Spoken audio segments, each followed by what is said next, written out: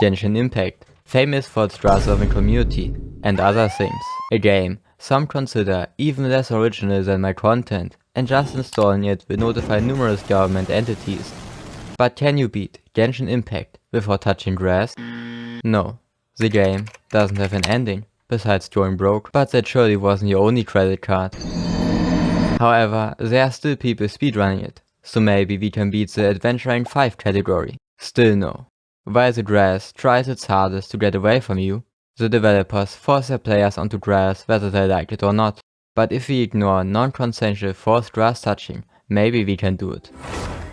Like in many other horror survival games, we wake up on a beach. Since we're doing a speedrun category, might as well add a timer. Then we reincarnate that slime again and carefully make our way to the first checkpoint. We follow the path until there's a grass blockade, forcing us to make a detour. Our jump is pretty pathetic, but if we dash jump, it's decent. Also, grass has to be textured. If it's flat, I won't count it. And with another jump, we reach a mountain, climb it, and walk carefully along the edge.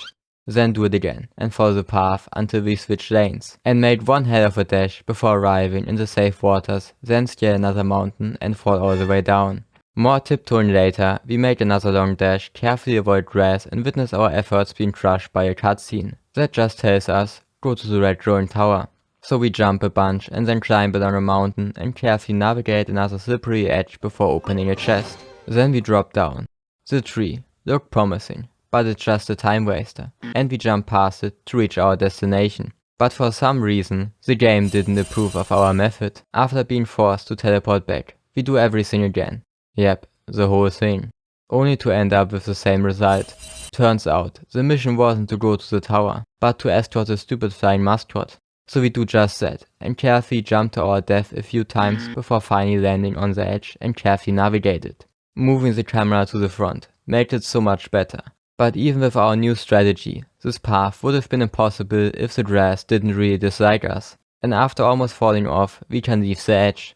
Some tight turns later, we can finally swim to the statue and get to watch our efforts being trampled on yet again. Really makes the journey feel worth it. We take our anger out on another slime, who cowardly tries to hide in grass, but beating it is actually a trap. The game doesn't tolerate this sort of innocent slimes. If you don't take the family package. We then swim to another rock, and you guessed it, more tiptoeing. At least we get another chest and see a blue dragon. A few smaller and a big jump is all it takes to reach a safe path, which we yet again abandon for another edge. The dragon seems to dislike fanboys, but their teleportability really makes me want to get out my credit card. Anyway, it's not like there's anything on there, so we're forced to continue without paying to win and collect the crimson crystal. It's apparently very dangerous, so we put it in our pocket. We do some more careful platforming, and at this point, the game is just being evil. We're basically stuck in sleep paralysis, unable to move or do anything, besides exactly what the game tells us to. But once we comply, we can teleport out and escape. And yes, that means backtracking all the way, yet again. At least we have a new character now, which has a smaller feet hitbox, and I'm starting to see why this game attracts a certain kind of player. In the end, the smaller hitbox isn't worth the extra distraction, and after some more intense jumping, we shoot a slime and slash some hilly chores, budget looking bokoblins before carefully navigating the rocky landscape and shooting some more enemies. Then jump to a chest, but it disappears, and we barely make it to safety. Then we navigate to another chest, equip a new weapon, and try to burn some grass away, which ends in utter defeat. So we climb again, and then make it to more water, then some nice rocks and an even nicer white sand path, which we have to sadly abandon. Then jump, and climb, jump and climb, and jump, to reach another teleporter waypoint. Then we snipe some bokoblins and annihilate the entire camp before being dragged inside the cutscene. But it doesn't force us onto grass. We have to backtrack once more and can't even use the teleporter. Well, we've become pretty good at climbing and jumping, so we make a quick stop at a side quest to see if we can finally get some use out of that flying mascot.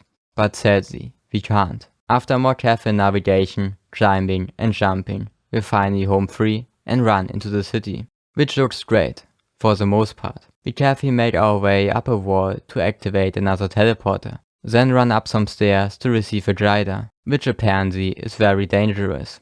Unlike this dragon, who despite being 6 levels higher than us, only flies away without fighting back at all.